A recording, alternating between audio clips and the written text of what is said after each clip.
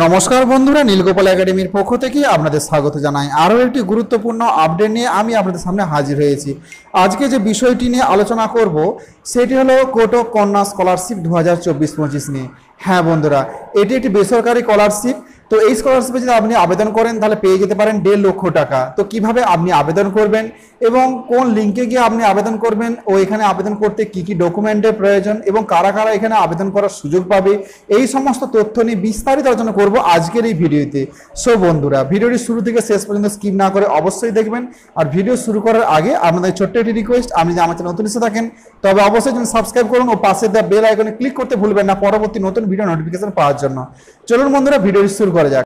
বন্ধুরা, প্রথমেই আপনি আপনার ফোনে গুগলে যাবেন। গুগলে যে সার্চ করবেন কোটক কন্যা স্কলারশিপ, এটা লিখে সার্চ করে প্রথমে যে লিঙ্কটা আসবে দেখুন, কোটক কন্যা স্কলারশিপ 2024-25, এটাতে ক্লিক করবেন।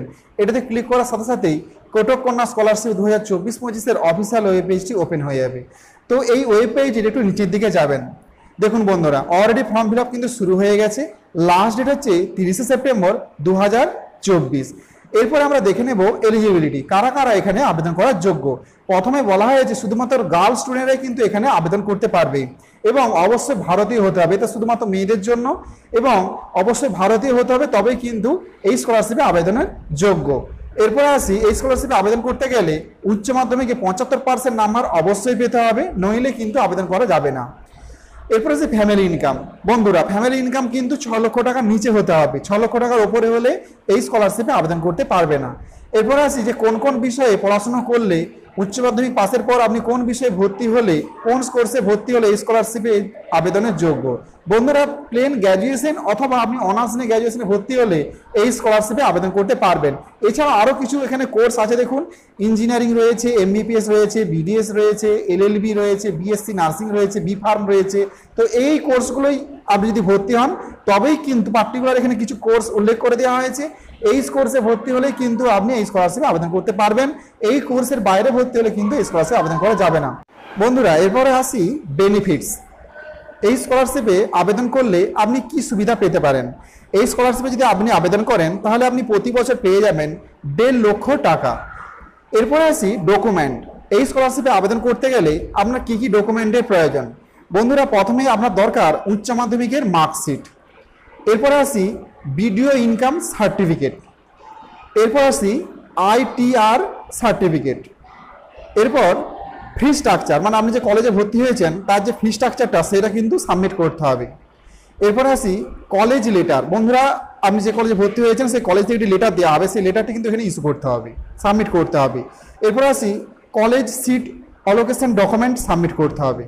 এছাড়াও কলেজের এন্ট্রান্স এক্সামিনেশন যদি দিয়ে থাকেন তার স্কোর কত সেটি সাবমিট করতে হবে। আধার কার্ড, এটা অবশ্যই দরকার, আধার কার্ডই সাবমিট করতে হবে। ব্যাংক পাসবুক সাবমিট করতে হবে। এছাড়াও এই পাসপোর্ট সাইজের ফটোগ্রাফি এটি সাবমিট করতে হবে। এছাড়াও ডিসেবিলিটি সার্টিফিকেট, যদি কোনো প্রতিবন্ধী হয়ে থাকেন আপনি তার সার্টিফিকেটটা অবশ্যই আপনি দেবেন, যদি না হন তাহলে দেওয়ার দরকার নেই।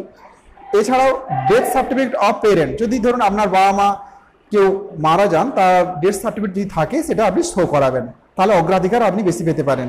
এছাড়াও ফটোগ্রাফি হাউস, আপনার বাড়ির একটা ছবি কিন্তু এখানে সাবমিট করতে হবে।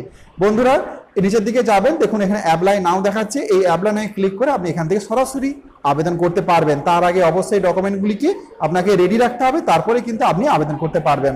বন্ধুরা, এখানে আবেদন করলে যদি আপনি এখানে আবেদন করেন তাহলে কিন্তু আপনি প্রচুর পরিমাণ আর্থিক সাহায্য পেতে পারেন।